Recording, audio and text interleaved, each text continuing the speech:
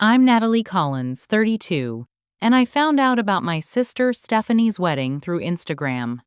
Not from an invitation, not from my family, from a random post by my cousin. My hands shook as I called my mother demanding answers. Her response cut deeper than any knife could.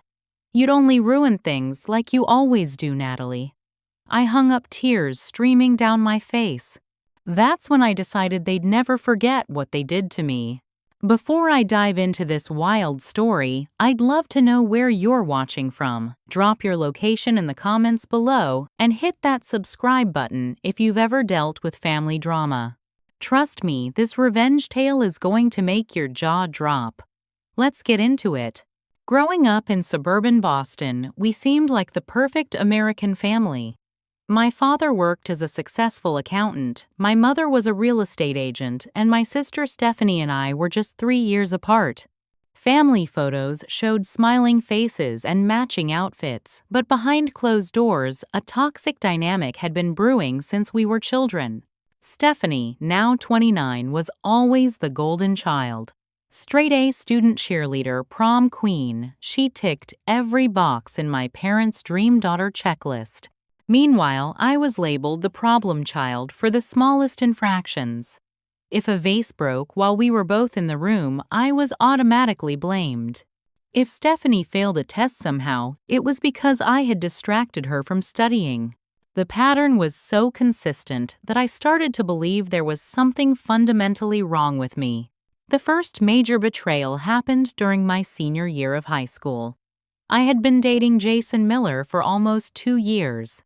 He was my first love, the first person who seemed to see me as valuable and worthy when my family treated me like an inconvenience. We had plans to attend the same college and had even talked about a future together. Then came the night of my debate team competition. I had reached the state finals, but not a single family member showed up to support me. When I returned home victorious but heartbroken by their absence, I found Jason's car in our driveway. Strange, since he'd texted that he couldn't make my debate because of a family emergency. I walked into our living room to find Jason and Stephanie on the couch, her lips on his hands tangled in her hair. The trophy in my hands crashed to the floor, shattering like my heart. What followed was even worse. When I confronted them screaming through tears, my parents rushed downstairs not to comfort me but to scold me for making a scene. "Jason and Stephanie have been spending time together while you've been busy with your debate team," my mother explained coldly. "These things happen. Don't be so dramatic." The gaslighting was complete when my father added, "If you hadn't been so self-absorbed with your competitions, maybe you would have noticed what was happening." They somehow twisted my academic achievement and my boyfriend's betrayal into evidence of my selfishness. I was speechless, broken, and suddenly very alone. Stephanie didn't even have the decency to look ashamed. She simply shrugged and said, "He likes me better. It's not my fault." I left for Northwestern University 3 months later and barely looked back. I built a new life, made real friends who valued me, and channeled my organizational skills into becoming an event planner. By 28, I had my own boutique event planning business in New York, specializing in luxury weddings and corporate galas. I created magical experiences for strangers while remaining the family disappointment during obligatory holiday visits. Those visits became less frequent as my business grew. I'd call on birthdays and major holidays, but the conversations always followed the same pattern: polite inquiries about my life, followed by gushing updates about Stephanie's latest achievements. When I landed a celebrity client or was featured in a magazine, the news was met with tepid congratulations before they pivoted back to Stephanie's promotion or new apartment. The past year had been particularly challenging. The pandemic had decimated the event industry, and I'd lost my apartment after burning through my savings to keep my business afloat. I'd downsized to a tiny studio and was slowly rebuilding my client list when I saw that Instagram post. My cousin Rachel had posted a save-the-date photo featuring Stephanie and her fiancé Michael at the Plaza Hotel in New York, my city less than 10 miles from my apartment. After the devastating call with my mother, I received a message from Rachel. "I thought you knew. I'm so sorry. This isn't right. Call me if you want to talk." At least someone in my family had a conscience. The detective work began immediately. I wasn't going to sit back and accept this final exclusion. My event planning skills made me particularly adept at gathering information. I knew exactly which vendors to call, which online platforms to check, and how to extract details without raising suspicions. Rachel became my inside source, though she was taking a risk by helping me. Aunt Catherine and Uncle Robert have been telling everyone you're having a mental breakdown and couldn't handle being at the wedding, she revealed during our first clandestine phone call. Stephanie's been saying you've been harassing her and Michael with desperate calls and texts, trying to insert yourself into their relationship. What? I nearly choked. I didn't even know Michael existed until I saw your post. Rachel sighed. I figured as much. The whole story seemed off. Through Rachel's access to the wedding party's shared digital planning board, I discovered something that made my blood boil. Stephanie's dream wedding looked eerily familiar because it was essentially a copy of a luxury wedding concept I had designed for a high-profile client last year. The color scheme, the floral arrangements, even the table settings were lifted directly from my portfolio website. "She stole my work," I whispered to Rachel during a video call, flipping between images of my design and Stephanie's wedding plans. "This isn't coincidence. These are my exact designs." "There's more," Rachel said hesitantly. "Michael doesn't know you exist. Stephanie told him she only has distant cousins, no siblings. Your parents are going along with it." The revelation hit me like a physical blow. It wasn't just that they hadn't invited me, they were pretending I had never existed at all. Through careful social media stalking and a few strategic calls, I learned that Michael Harrison was a successful surgeon from a wealthy Connecticut family. He and Stephanie had met at a hospital fundraiser where she was working in pharmaceutical sales. They'd been together for 18 months, and he'd proposed with a ring that cost more than my annual rent. I also discovered that my parents had remortgaged their house to contribute to the $300,000 wedding budget. My father was nearing retirement age but had postponed it to keep working. Stephanie's contributions to her dream wedding were minimal despite her six-figure salary. Armed with this information, I decided to confront Stephanie directly. I called her cell phone from a number she wouldn't recognize. "Hello," her voice was cautious. "Hey sis." Long time no speak. The silence that followed was deafening. "Natalie." Her tone was ice cold. "What do you want?" "I want to know why my own sister is getting married without telling me. Why my own family is pretending I don't exist." "You know why," she said flatly. "You always make everything about you. You'd find some way to ruin my special day." Mom and Dad agree. By doing what exactly? Existing? Having the audacity to be your sister? "Listen, Natalie," her voice dropped to a harsh whisper. "I've worked too hard for this life. Michael's family is old, money, real class. They don't need to know about my dramatic, unstable sister who's always been jealous of me. It's better this way." "You stole my wedding designs," I countered. "Your dream wedding is literally copied from my portfolio." She laughed. "Please. Like you invented white roses and champagne towers. Get over yourself." The call ended with her warning me to stay away or face restraining orders. Charming. That evening, I received a surprising message from Amber Watson, my childhood friend who'd fallen out of touch after high school. "You're not going to believe this, but I'm one of Stephanie's bridesmaids. We reconnected at our 10-year reunion. She has no idea we still talk occasionally.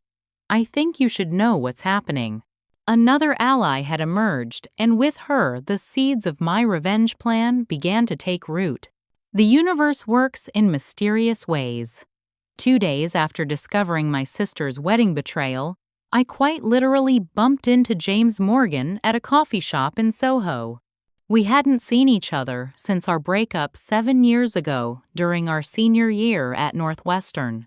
He'd been my college boyfriend for 3 years, but our relationship had ended when he got accepted to Harvard Law and I landed my first job in New York. Neither of us had wanted to do long distance, and our career ambitions had pulled us in different directions. "Natalie, is that you?" His voice was exactly as I remembered, warm with that slight southern accent that had always made me smile. I looked up from my laptop where I'd been obsessively scrolling through Stephanie's wedding Pinterest board. "James, what are you doing in New York?" "I live here now. Made partner at Donovan and Hayes last year." His smile faded as he noticed my red-rimmed eyes. "Are you okay? You look like you've been having the worst week of my life. That obvious, huh?" I attempted a laugh that came out more like a choked sob. He sat down without asking and pushed a napkin toward me. "Want to talk about it? I've been told I'm a good listener. Comes with the law degree." Something about seeing a familiar, friendly face after days of family betrayal broke my remaining composure. I told him everything: the wedding discovery, my mother's cruel dismissal, the stolen designs, the complete erasure of my existence. The words poured out like water from a broken dam. James listened without interruption, his expression growing increasingly troubled. When I finally stopped talking, he sat back with a stunned expression. "Natalie, this is—" I don't even have words. He ran a hand through his hair, which was shorter and more professionally styled than during our college days. "Actually, there's something you should know. I'm invited to the wedding." My coffee cup froze halfway to my mouth. "You're what?" "I'm friends with Michael. We met at a charity golf tournament last year and hit it off.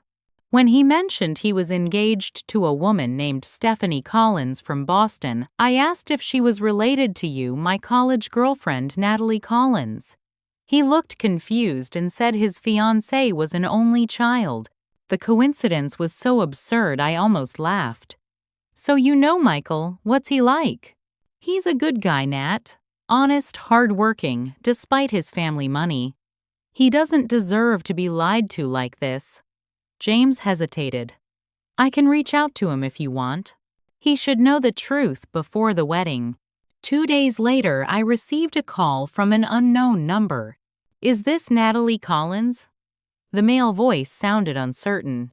"Speaking. This is Michael Harrison. I believe you're Stephanie's sister." My heart pounded as I confirmed. "Yes, I am. Though apparently that's news to you." The conversation that followed was profoundly uncomfortable. Michael had confronted Stephanie after hearing from James, and she had spun an elaborate tale about my supposed mental instability and history of sabotaging her relationships out of jealousy. She'd claimed our parents had reluctantly agreed to the protective measure of not involving me in the wedding. "Something didn't add up," Michael explained. "James spoke very highly of you, and when I pressed Stephanie about specific incidents, her stories kept changing. I decided to call you directly." By the end of our hour-long conversation, Michael was apologetic and clearly troubled. "I don't know what to believe anymore," he admitted. "The woman I'm about to marry has been lying about something as fundamental as having a sister. What else isn't she telling me?" "That's a question only you can answer," I replied carefully. "But maybe you should ask yourself why someone would erase their own sibling from existence." After that call, James and I began meeting regularly to piece together more of the puzzle. His legal mind approached the situation methodically, gathering evidence and testimonies from various sources. Through his connections, we discovered more troubling details: my parents' financial struggles to fund the wedding, Stephanie's growing credit card debt hidden from Michael, and rumors of her inappropriate relationship with Michael's best friend Bradley. I can't believe she's doing this again, I said one evening, pushing away the plate of pasta James had insisted I eat. I'd lost weight from stress and sleepless nights. It's Jason all over again, but with higher stakes. You need to stop them, James said firmly. Not just for your sake, but for Michael's. He deserves to know who he's really marrying. There was a moment during our investigation when I nearly gave up. The weight of decades of family rejection crashed down and I collapsed into tears in James's apartment. What's the point? I sobbed. They'll never see me as anything but the family screw-up. Maybe I should just accept that I don't have a family anymore. James knelt beside my chair and took my hands in his. You deserve better than this, Nat. You always have. And sometimes the only way to break toxic patterns is to force the truth into the light. You're not doing this out of petty revenge. You're standing up for yourself after a lifetime of being pushed down. His unwavering support rekindled something in me, not just determination to expose the truth, but also a flicker of the connection we'd once shared. James had always seen the best in me, even when my own family couldn't. Okay, I finally said, wiping my eyes. Let's make a plan, a real one, no more just reacting. It's time to take control of this situation. What about showing up with a date who's way hotter than Michael? That would drive Stephanie crazy, James suggested one evening as we brainstormed at my tiny kitchen table, takeout containers and legal pads spread between us. I shook my head. Too petty. And it doesn't address the real issue. I chewed the end of my pen. I could literally crash the ceremony object when the minister asks if anyone has just cause. Too dramatic, James countered. Plus, they'd have security throw you out before you could say anything meaningful. We'd been at this for hours, tossing increasingly outlandish ideas back and forth. None felt right. I didn't want juvenile revenge. I wanted justice, accountability for years of gaslighting and manipulation. I wanted my truth acknowledged. What about approaching this like one of your events? James suggested. You always say, the best events tell a story. What's the story you want to tell? That's when it clicked. I didn't need to cause a scene or create drama. Stephanie would expect that. What she wouldn't expect was calculated professional execution of the truth, presented with undeniable evidence and impeccable timing. I need to be 3 steps ahead, I said, excitement building. And I need to use every skill I've developed as an event planner. The plan began to take shape. First, we needed access to the wedding itself. Through Michael, who was now deeply troubled by Stephanie's lies, James secured an invitation for me to the rehearsal dinner. Michael was walking a fine line, suspicious enough to want the truth, but not yet ready to call off the wedding without definitive proof. I'll introduce you as my +1, James explained. Michael will know who you really are, but no one else will until we're ready. Next, I prepared a digital presentation with documentation of every lie Stephanie had told. Screenshots of my original wedding designs next to her copies. Financial records showing my parents' remortgaged house. Text messages from various family members revealing the fabricated stories about my mental instability. And finally, the evidence of Stephanie's ongoing affair with Bradley, which one of Amber's fellow bridesmaids had helpfully documented after witnessing them in a compromising position during the Bachelor divided by Bachelorette weekend. The presentation was professional, factual, and devastating in its completeness. For maximum impact, I needed to look perfect, successful, and composed, not desperate or bitter. I invested a significant portion of my emergency fund in a designer dress that conveyed elegant confidence. Not white that would be tacky, but a subtle silver that would photograph beautifully and stand out in a sea of conventional formal wear. You're going to need to be absolutely unflappable, James warned as he watched me practice my calm, measured speaking voice. Your mother will try to provoke you and Stephanie will play the victim. You can't give them any ammunition. I hired a public speaking coach for 3 intensive sessions learning techniques to control my breathing and maintain composure under pressure. I practiced in front of a mirror until I could deliver even the most painful truths without my voice shaking. There were moments of doubt. Late one night, I called James in a panic. Am I becoming just like them? I asked, my voice small. Am I destroying a family out of revenge? Listen to me, he said firmly. You're not destroying anything. They've spent years building a house of cards based on lies and manipulation. All you're doing is telling the truth. What happens after that is the natural consequence of their own actions. His words steadied me, but the moral calculus remained complex. I wasn't just exposing Stephanie's lies about me, I was potentially blowing up her relationship, my parents' finances, and our entire family structure. Was it worth it? The answer came unexpectedly in a rare call from my father 3 days before the wedding. Natalie, his voice sounded older, more tired than I remembered. Dad, this is a surprise. He faltered. I heard you might be in town for the wedding. My heart raced. Who told you that? Michael mentioned something to me. Listen, I think it's best if you don't come. Your mother is very stressed, and Stephanie deserves her perfect day. Does Stephanie deserve to start a marriage based on lies I countered? A long silence followed. It's complicated, Natalie. No, Dad, it's actually very simple. Stephanie has been lying to Michael about my existence. She's stolen my professional work. Mom has been spreading rumors about my mental health. And you've all been pretending I don't exist. What part of that is complicated? His sigh was heavy with decades of taking the path of least resistance. Your mother and sister, they can be difficult. It's easier to go along with them. Easier for whom? Not for me. And not for Michael, who's being deceived by his bride. I can't stop you, he finally said. But please think about the consequences. I've been living with the consequences of this family's behavior my entire life, Dad. Maybe it's time everyone else did too.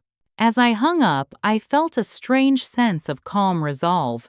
My father's weakness confirmed what I'd always known: this pattern would never change unless I forced it to. The final piece of the plan clicked into place. The Gramercy Park Hotel's private dining room glowed with candlelight as James and I approached the entrance. My heart hammered so loudly I was certain the security guard checking names would hear it. James Morgan and guest James said smoothly, his hand resting reassuringly against my lower back. The guard scanned his list. Welcome, Mr. Morgan. Enjoy your evening. We slipped inside, and I took a moment to absorb the scene. Crystal chandeliers, elaborate floral centerpieces copied from my portfolio, and about 60 well-dressed guests mingling with champagne flutes in hand. I recognized my extended family from a distance: Aunt Judith, Uncle Robert, cousins I hadn't seen in years. My parents were near the front of the room, my mother resplendent in designer silk, my father looking uncomfortable in his tuxedo. And there was Stephanie, radiant in a white cocktail dress, clinging to Michael's arm as they greeted guests. She looked so normal, so happy. For a fleeting second, I questioned whether I could go through with this. You okay? James whispered. I nodded, squaring my shoulders. Let's get a drink first.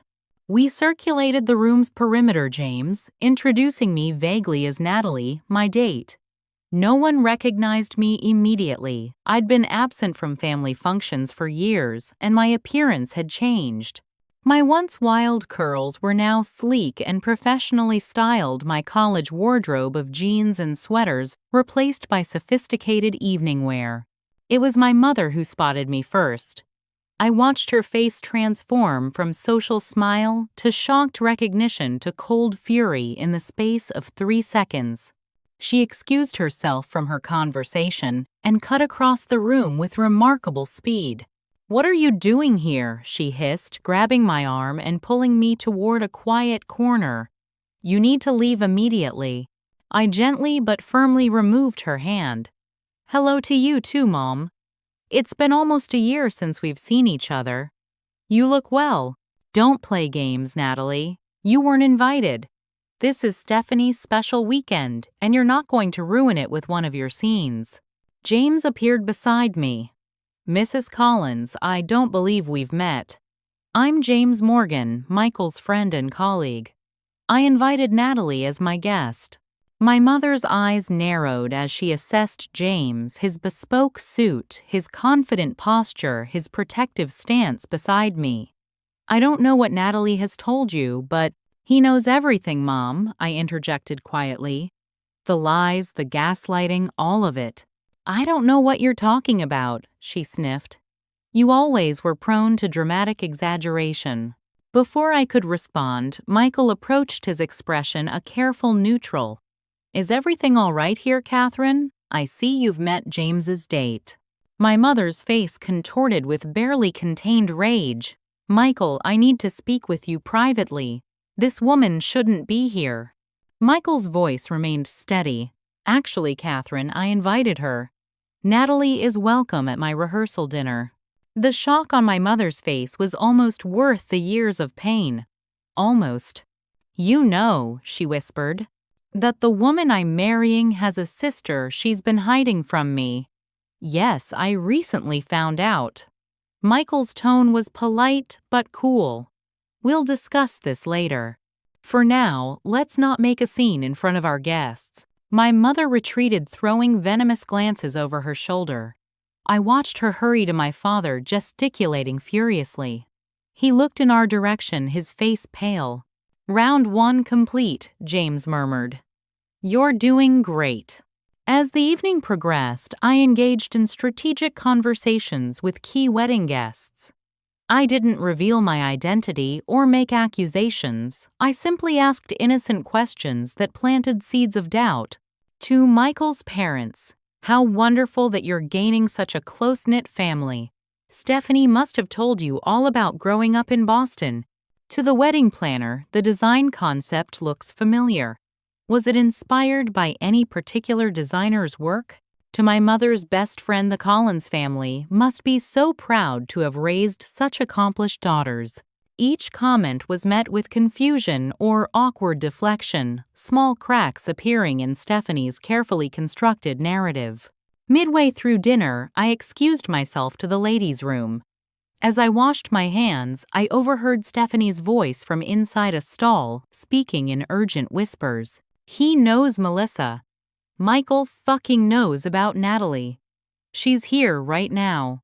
Shit, her bridesmaid replied. What are you going to do if he finds out about Brad, too? He won't. I've got it under control. Brad knows to keep his mouth shut if he wants to keep his job. I just need to convince Michael that Natalie's unstable. It's worked on my parents for years.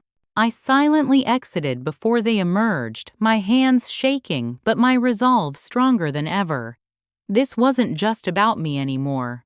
Stephanie was deliberately manipulating everyone around her, including the man who was about to commit his life to her.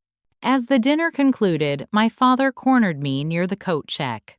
Natalie, please, he begged, his voice low. Don't do this. Just walk away. Your mother is beside herself and Stephanie is lying to everyone, including her fiancé, I finished. Why are you still protecting her, Dad? After everything she's done? He looked around nervously. You don't understand the pressure your mother has been under, the social expectations. No, you don't understand what it's like to be erased by your own family, I countered. To be the scapegoat for everyone else's failures and insecurities. We're remortgaged to the hilt for this wedding, he confessed suddenly. Your mother's business hasn't been doing well. If this falls apart, we could lose everything. The revelation explained much but excused nothing. That's not my problem, Dad. Maybe you should have thought about that before letting Stephanie and Mom pretend I don't exist. As James and I departed, Amber slipped me a USB drive. Hotel security footage from last night, she whispered. Stephanie and Bradley, together. 4th floor room, 4:16. Michael needs to see this before he says, "I do."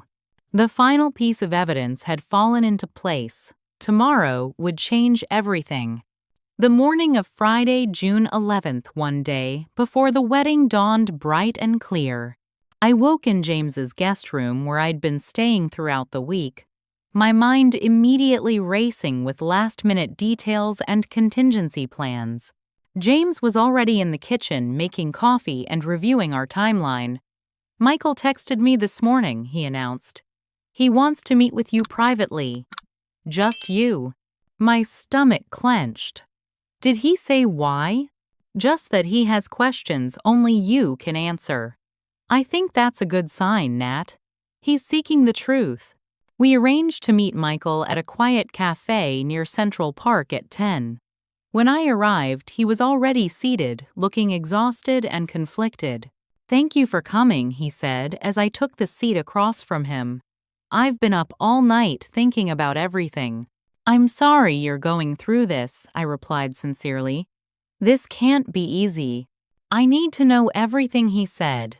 "The complete history. Not just about Stephanie hiding your existence, but everything that led to this point. I'm trying to understand if this is a terrible misunderstanding or something worse." For the next hour, I walked him through my history with Stephanie and my parents. The constant scapegoating, the stolen boyfriend, the dismissal of my achievements, the lies about my mental health. I showed him photos from our childhood that proved my existence and presented the financial documents James had helped me obtain. "I'm not doing this to hurt you," I concluded, "but I believe you deserve to know who you're marrying." Michael ran his hands over his face. "Last night after you left, Stephanie tried to convince me you were mentally unstable, that you'd fabricated evidence and manipulated James into helping you destroy her happiness out of jealousy. And do you believe that?" He met my eyes. "No, not anymore. Too many pieces don't add up in her story. But I still don't have definitive proof of infidelity. Just suspicions." I hesitated before sliding Amber's USB drive across the table. This was recorded 2 nights ago at the hotel, where the bachelor and bachelorette parties were staying. "I don't know if I can watch this," he said quietly, picking up the drive. "That's your choice. But ignoring uncomfortable truths doesn't make them disappear." Our meeting ended with Michael still uncertain about his next steps. He needed time to process everything, to review the evidence, to confront his own doubts. I respected that rushing him would only make him defensive. As I walked back to James's apartment, my phone exploded with notifications. My mother had somehow obtained my number and was calling repeatedly. When I didn't answer, the texts began, "You vindictive little snake. How dare you meet with Michael behind our backs? You've always been jealous of your sister's happiness. If you don't stop this crusade, I'll make sure everyone knows exactly how unstable you really are." The threats continued escalating in vitriol. I showed them to James when I returned. "This is good," he said, reviewing the messages. "She's panicking, which means she knows her control is slipping. Save every text, it's more evidence of her manipulation." Around noon, Amber called with an update from inside the wedding party. "Total chaos," she reported. "Stephanie's freaking out because Michael isn't answering her calls. She made the bridesmaids swear loyalty oaths, I'm not kidding, and she's convinced someone's feeding you information." "Are you safe?" I asked, concerned. "I'm fine. I told her I was as shocked as everyone else to see you at the rehearsal dinner." "Playing dumb is working so far." Amber paused. "There's something else you should know. Stephanie has been sabotaging your business." "What, how?" "She's been contacting your clients and vendors, spreading rumors about your supposed instability and financial problems. That's why you lost those big accounts last year." She bragged about it to one of the bridesmaids who works in PR. The revelation hit me like a physical blow. My business difficulties, which I'd attributed to the pandemic and economic factors, had been deliberately orchestrated by my own sister. The financial ruin that had cost me my apartment and nearly destroyed my career had been at least partially Stephanie's doing. I couldn't even find words. Sociopathic Amber suggested, "Yeah, you need to stop her, Natalie. Not just for yourself." After the call, I sat in stunned silence while James reviewed our evidence files. The scope of Stephanie's betrayal was even broader than I'd imagined. This wasn't just family dysfunction, it was calculated destruction. "We need to add this new information to the presentation," James said gently. "Are you okay?" For a moment, I wasn't sure. The weight of decades of betrayal pressed down on me, threatening to crush my resolve. Was I making a terrible mistake?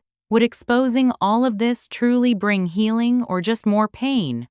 "James," I said quietly, "what if I just walk away? Leave them to their lies and manipulation and just never look back?" He sat beside me and took my hands. "You could do that. It's a valid choice. But ask yourself this: would it bring you peace? Or would you always wonder if you should have stood up for yourself? And what about Michael? Does he deserve to enter a marriage based on such fundamental deceptions?" His questions crystallized my thoughts. This wasn't about revenge anymore. It was about truth, accountability, and finally breaking the toxic patterns that had defined my family relationships for decades. "You're right," I said, straightening my shoulders. "Let's finish this. Not out of hatred, but because the truth deserves to be known." That evening, as we finalized our preparations, I received an unexpected call from the wedding planner, Victoria Simmons. "Is this Natalie Collins?" she asked tentatively. "Yes, it is. You don't know me, but I recognized you at the rehearsal dinner. I've followed your work in the industry for years." She hesitated. "I need to tell you something. The wedding design concepts your sister is using, she specifically brought me your portfolio and told me to copy it exactly. When I mentioned ethical concerns, she said she had your permission because you're sisters. I never gave permission," I confirmed. "I figured as much when I saw your face last night. Listen, I can't get involved in family drama, but I wanted you to know I've kept receipts of everything. If you need documentation of the plagiarism for legal purposes, I have it." Another ally had emerged from an unexpected quarter. I thanked her sincerely for her integrity. As night fell, James and I reviewed our plan one final time. The evidence was organized, the presentation prepared, our timing calculated for maximum impact with minimum collateral damage. "Whatever happens tomorrow," James said, "as we finished our work, I want you to know how proud I am of you. It takes incredible courage to stand up to people who've spent a lifetime tearing you down." The look in his eyes held something beyond admiration, a rekindling of the connection we'd once shared, perhaps, or the beginning of something new. I realized with sudden clarity that regardless of tomorrow's outcome, I wasn't alone anymore. I had allies, support, and possibly even love. For the first time in years, I felt hope. Saturday arrived with the perfect weather. Wealthy brides pay for clear blue skies, gentle breezes, and temperatures in the low 70s. The Plaza Hotel buzzed with activity as vendors transformed the grand ballroom into Stephanie's dream wedding venue, my dream wedding venue to be precise. James and I arrived early, slipping in among the chaos of final preparations. My silver gown and his tailored suit allowed us to blend with early arriving guests and wedding staff. We positioned ourselves strategically near the back of the ceremony space, visible but not conspicuous. "Michael still hasn't responded to my texts," James murmured. "Do you think he watched the footage?" "We'll know soon enough," I replied, watching the door for any sign of the groom. As guests began filling the rows of white chairs, I observed my family's carefully orchestrated performance. My mother worked the crowd like a politician, laughing too loudly and touching arms emphatically. My father stood awkwardly beside her, forcing smiles and checking his watch repeatedly. The stress lines around his eyes were visible even from a distance. The bridesmaids arrived in a flurry of pale blue chiffon amber among them. She caught my eye briefly and gave an almost imperceptible nod. The groomsmen followed shortly after Bradley, visibly tense as he adjusted his cufflinks repeatedly. When my presence was finally noticed, the reactions varied dramatically. My Aunt Judith gasped audibly, clutching her pearl necklace. Uncle Robert narrowed his eyes and whispered urgently to my cousin. Several family friends did double takes, confusion evident on their faces, as they tried to reconcile my presence with Stephanie's only child narrative. The first direct confrontation came from a bridesmaid I'd never met who approached with a saccharine smile that didn't reach her eyes. "I don't believe we've been introduced. Are you a friend of the bride or groom?" Before I could answer, James smoothly interjected, "Natalie is my guest. We're friends of Michael's." The bridesmaid's eyes narrowed slightly. "Funny you look familiar. Almost like you could be related to Stephanie." "What a strange observation," I replied with an equally false smile. "Perhaps we just have similar taste in hairstylists." She retreated immediately, heading toward my mother, who was now watching me with undisguised hostility. I braced myself for the inevitable confrontation, but the arrival of Michael and his groomsmen created a timely diversion. Michael looked surprisingly composed, though his eyes held a weight that hadn't been present at the rehearsal dinner. When he spotted James and me, he gave a slight nod of acknowledgement before taking his position at the altar. The ceremony began with traditional pomp. String quartet, flower petals, teary-eyed guests. As the bridesmaids processed, I counted down to Stephanie's entrance. The traditional wedding march swelled, and there she was, resplendent in a designer gown, my father at her side. They glided down the aisle, the perfect father-daughter tableau. I felt a surprising pang watching them. This should have been a moment of genuine family celebration. Instead, it was built on a foundation of lies, manipulation, and erasure. The minister began with a traditional welcome. When he reached, "If anyone can show just cause why this couple cannot lawfully be joined together in matrimony, let them speak now or forever hold their peace," James squeezed my hand in silent support.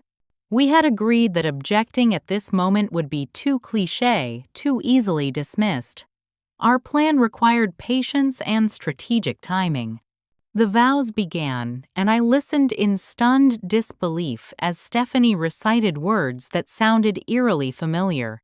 The personal promises she made to Michael about supporting his dreams, creating a sanctuary of trust, weathering life's storms together were lifted almost verbatim from a journal entry I'd written years ago during my relationship with James.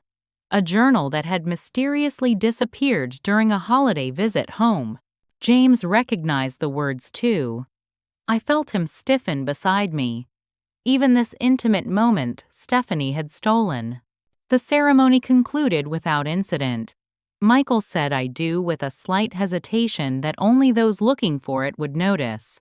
As the newlyweds recessed down the aisle, Stephanie spotted me and faltered momentarily before recovering her smile. The momentary flash of panic in her eyes told me she'd expected me to object to create a scene. My restraint was unnerving her. During the transition to the reception, my mother finally made her move. She cornered me near the restrooms, gripping my arm with manicured fingers. "You need to leave right now," she hissed. "I don't know how you got in, but if you don't go quietly, I'll have security remove you." I calmly removed her hand. "I'm an invited guest, Mom. James brought me as his +1, and Michael is aware of my presence. Don't play innocent. I know exactly what you're planning, you vindictive little." "Careful," I interrupted. "There are witnesses. Wouldn't want to create a scene at Stephanie's perfect wedding, would we?" Her face contorted with rage. "You've always been jealous of her. Always trying to steal her spotlight. I won't let you ruin this for her. I'm not the one who's been lying, Mom. I'm not the one who pretended her daughter doesn't exist. I'm not the one who's starting a marriage based on deception. Security, she called, gesturing frantically to a suited man nearby. This woman is trespassing and harassing the family. James appeared at my side, along with Michael, who had been greeting guests nearby. Is there a problem? Michael asked calmly. My mother's expression faltered. Michael, darling, I was just explaining to this person that uninvited guests aren't welcome at your private celebration. Catherine, Michael said firmly, I've already explained that Natalie is here at my invitation. She's welcome to stay for the entire reception. The shock on my mother's face would have been comical in any other circumstance. But she's trying to cause problems. To ruin everything. She's always been unstable, jealous of Stephanie's happiness. That's enough, Michael said, his voice lower but harder. I'd appreciate it if you'd return to your guests, Catherine. Now, my mother retreated, throwing venomous glances over her shoulder. I released a breath I hadn't realized I was holding. Thank you, I said to Michael. He nodded, his expression unreadable. I watched the security footage, and I made some calls to confirm certain other allegations. I need some time to think. As he walked away, I exchanged glances with James. The plan was proceeding, but not exactly as expected. Michael's controlled reaction suggested he was processing the revelations in his own way. At the reception, we strategically positioned ourselves near the audiovisual equipment. The wedding planner, Victoria, approached under the guise of checking table assignments. There's a technical issue with the slideshow, she murmured. We may need to postpone it or cancel it altogether. That's a shame, I replied, catching her meaningful glance. I'd be happy to take a look. I have some experience with AV systems from my event planning work. She nodded slightly. That would be helpful. The system will be unattended during the first dance in about 20 minutes. The pieces continued falling into place. As the reception progressed, I observed the dynamic between Stephanie and Bradley, the best man. Their careful avoidance of each other, the tense glances when they thought no one was looking, spoke volumes. The moment was approaching. Dinner had concluded, the first dance completed. The traditional slideshow of the couple's journey together was scheduled next before the cake cutting. I caught James's eye across the room. It was time. The master of ceremonies tapped his microphone, drawing the guests' attention. Ladies and gentlemen, it's time for a special presentation celebrating Stephanie and Michael's journey to this beautiful day.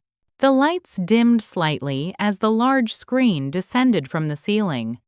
I slipped toward the AV controls, heart pounding. Victoria had left the system unlocked as promised, and my USB drive was already connected to the laptop. With a few quick keystrokes, I switched the file paths. Instead of Stephanie's carefully curated montage, my presentation would play. There was no turning back now. As the screen illuminated, I moved to the center of the room and picked up the secondary microphone from its stand. The first slide appeared, a simple title reading, "The Truth About Today." Good evening, everyone. I began, my voice steady despite my racing heart. For those who don't know me, my name is Natalie Collins. I'm Stephanie's sister. A murmur rippled through the crowd. I saw confusion on many faces, particularly among Michael's family and friends who had been told Stephanie was an only child. First, I want to congratulate Stephanie and Michael on their marriage. I kept my tone warm and sincere. Every wedding is a celebration of love and commitment, and those values should be honored. Stephanie was frozen in her seat, her face a mask of horror. My mother was frantically gesturing to security, but Michael subtly waved them off, his eyes fixed on the screen. I believe marriages should be built on honesty and trust. Unfortunately, there are some truths that have been hidden from many of you, particularly from Michael. I clicked to the next slide, which showed a childhood photo of Stephanie and me, unmistakably sisters with our parents on a family vacation. Contrary to what many of you have been told, Stephanie is not an only child. I've been erased from the family narrative because it was more convenient than acknowledging my existence. The slides continued, showing documentation of the deceptions that had led to this moment. I presented each piece of evidence calmly, without accusation or emotional language. Just facts, dates, and irrefutable proof. The wedding design you're enjoying tonight was not created by Stephanie or her wedding planner. These are my designs copied directly from my professional portfolio. Side by side, images demonstrated the unmistakable plagiarism, followed by an email from Victoria confirming Stephanie had specifically requested copies of my work. My parents have remortgaged their home to pay for this wedding, putting their retirement at risk. Financial documents appeared on screen, highlighted passages showing the precarious state of my parents' finances. My sister has deliberately sabotaged my event planning business by spreading false rumors to my clients and vendors. Emails from former clients citing concerns about stability and troubling information from a reliable source filled the screen. The room had gone completely silent. No whispers, no movement. Just the sound of my voice and the damning evidence accumulating with each new slide. And finally, the most difficult truth. I paused, making eye contact with Michael, who gave an almost imperceptible nod. Stephanie has been engaged in an ongoing relationship with Bradley Thompson throughout her engagement to Michael. The security footage played silently on the screen, Stephanie and Bradley entering a hotel room, checking the hallway, furtively closing the door behind them. The timestamp showed it was from 2 nights ago during the Bachelor divided by Bachelorette weekend. Additional text messages between them appeared, leaving no room for alternative explanations. Bradley abruptly stood and exited the ballroom. Stephanie remained frozen, tears streaming down her face, making no attempt to deny any of it. "I'm not sharing this information out of malice or revenge," I continued as the final slide appeared. "I'm sharing it because truth matters. Because Michael deserves to know who he married today. Because patterns of deception only continue when we allow them to." I placed the microphone on the nearest table. "Thank you for your attention.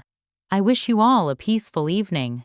The silence held for 3 heartbeats, then the room erupted. Guests turned to each other in shocked conversations. Michael's parents approached him, expressions grave. My mother collapsed dramatically into my father's arms while he stared at me with a mixture of anger and surprisingly respect. As I walked toward the exit, chaos spreading in my wake, James fell into step beside me. He said nothing, just offered his hand. I took it, drawing strength from his unwavering support. At the door, I turned back for one final look. Michael had left his seat and was walking deliberately toward the exit on the opposite side of the room. Stephanie was surrounded by bridesmaids sobbing hysterically. My parents were engaged in what appeared to be a heated argument. The perfect wedding picture had shattered, revealing the ugly truth beneath. I felt no joy, no vindictive satisfaction, only relief that the weight of these secrets was finally lifted. James and I stepped into the warm evening air, leaving the chaos behind. "Are you okay?" he asked softly. I considered the question carefully. "I think I will be. For the first time in a very long time." 1 week after the wedding, that wasn't James and I sat in his living room reviewing the aftermath. The coffee table between us was covered with newspaper clippings. Yes, the story had made the society pages, legal documents, and remnants of takeout Chinese. Michael's filed for annulment. James reported scanning an email on his phone. His lawyer says they have grounds based on fraud and misrepresentation. He's not seeking any financial penalties, he just wants out. "Can't say I blame him," I replied, organizing the scattered papers. "Any word on the gifts?" All returned to the senders with a brief, dignified note explaining the circumstances. Michael's parents handled that part. They're surprisingly practical people. James hesitated. He asked about you, you know. Wanted to make sure you're doing okay. That surprised me. That's unexpectedly kind, considering I essentially blew up his wedding. I think he sees you as the person who saved him from a much bigger disaster down the road. He's grateful, actually. James set aside his phone. He'd like to meet with you when you're ready. No pressure. I nodded, adding it to my mental list of loose ends to address eventually. The past week had been a whirlwind of consequences and revelations. Stephanie had fled to a friend's vacation house in the Hamptons, refusing all contact with family and friends. My mother had reportedly suffered what she termed a nervous collapse, but what my father more accurately described as a tantrum when she realized she couldn't control the narrative anymore. Most surprisingly, my father had called me directly the day after the wedding. I've been a coward, he'd admitted without preamble. For your entire life, I've taken the path of least resistance. It was easier to let your mother and sister dictate everything than to stand up for what was right. I failed you, Natalie. I failed as a father, and I have to live with that. The raw honesty had taken me aback. Why now, Dad? After all these years, watching you stand up there calmly speaking truth despite everything, it made me realize how much strength I've lacked. I've spent decades avoiding conflict at any cost. Look where that's gotten us. He'd informed me that he'd moved out of the family home and was staying in a hotel while figuring out next steps. I've enabled your mother's behavior for too long. That stops now. Beyond family drama, there were professional consequences as well. Victoria, the wedding planner, had provided formal documentation of Stephanie's design theft, which my lawyer was using to build a case for professional defamation and copyright infringement. The evidence of Stephanie's deliberate sabotage of my business was substantial enough that we had grounds for significant damages. I'm not sure I want to pursue the lawsuit, I confessed to James.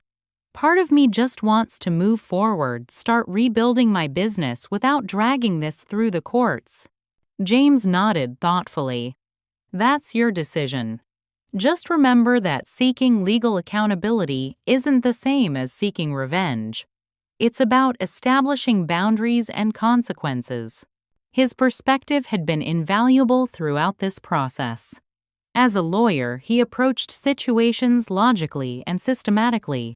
As someone who cared about me, he ensured I considered the emotional implications of each decision. And he did care. That much had become increasingly clear. We'd fallen back into our old rhythm, the comfortable compatibility we'd shared in college, but with the added depth and wisdom that comes with maturity and life experience. I have a business proposition for you, James said suddenly, pulling a folder from his briefcase. I've been thinking about this for a while, but the timing never seemed right. He spread several documents on the table: business plans, financial projections, marketing strategies. Morgan & Collins Event Solutions, I read aloud. What is this? A partnership proposal. My legal expertise combined with your event planning skills, high-end corporate events, charity galas, upscale celebrations. He looked uncharacteristically nervous. You'd be the creative force. I'd handle the business and legal aspects. We'd be equal partners. James the First. Words failed me as I scanned the meticulously prepared business plan. This is incredibly thorough. I've been working on it for months, actually, since before the wedding drama. Running into you that day in the coffee shop felt like fate. He hesitated. If it's too much too soon, I understand. But I believe in your talent, Natalie. And I think we make a good team. The offer represented more than a business opportunity. It was a vote of confidence when I needed it most, a chance to rebuild on solid ground rather than the shifting sands of family approval I'd sought for so long. I'd need to think about it, I said carefully. It's a big step. Of course. Take all the time you need. 6 months later, Morgan and Collins Event Solutions hosted its grand opening in a sleek office space overlooking Bryant Park. The guest list included former clients who'd returned after learning the truth about Stephanie's sabotage, new contacts James had cultivated through his legal network, and even Michael, who'd brought his new girlfriend and become an unexpected friend. My father attended alone sober for 3 months and actively participating in therapy. He and my mother had separated permanently their divorce proceedings, revealing decades of financial deceptions and manipulations that had gone far beyond wedding expenses. "I'm proud of you, Natalie," he said as we stood by the window watching the successful event unfold. Not just for this, he gestured around the elegant space, but for having the courage I never did. For breaking the cycle. Stephanie remained absent from my life by mutual unspoken agreement. According to family grapevine, she'd moved to California to reinvent herself. My mother continued to blame me for everything, but had lost her primary enabler and much of her social standing when the full story became known. I had received one unexpected apology from my Aunt Judith, who'd witnessed years of scapegoating but had never intervened. "I saw what was happening," she admitted, during a difficult lunch meeting. "I recognized the dynamic because my sister did the same to me growing up. But I told myself it wasn't my place to interfere in how Catherine raised her children. I was wrong, and I'm sorry."